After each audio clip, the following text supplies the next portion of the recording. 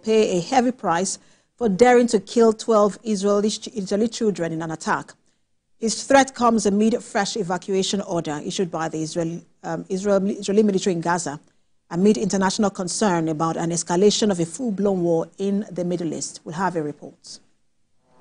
Following new evacuation orders issued by the Israeli army, Palestinians are fleeing the Burej and Nuseirat refugee camps in the central Gaza Strip.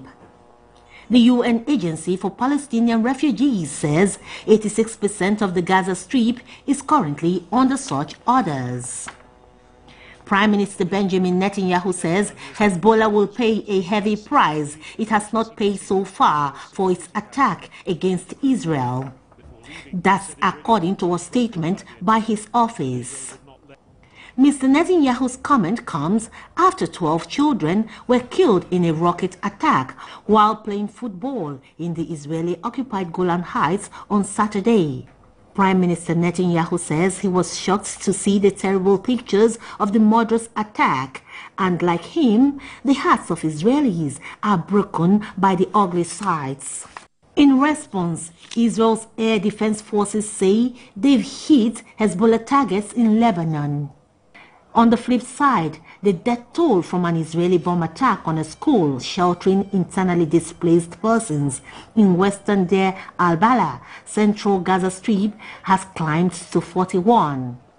That's according to the Palestinian media Deir al-Balah. The media house says some others were reportedly killed and wounded in 2 Israeli bombing raids in southern Gaza.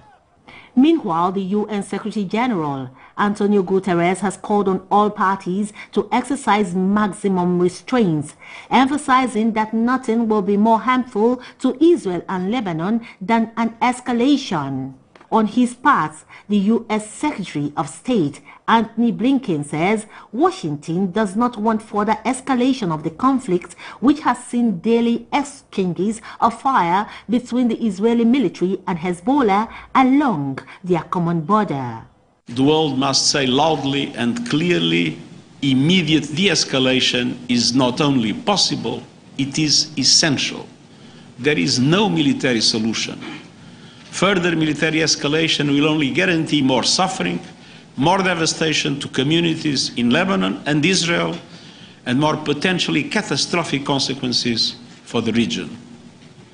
It's time for reason and rationality. We're in conversations with the government of Israel, and again, I emphasize its right to defend its citizens and our determination to make sure that they're able to do that.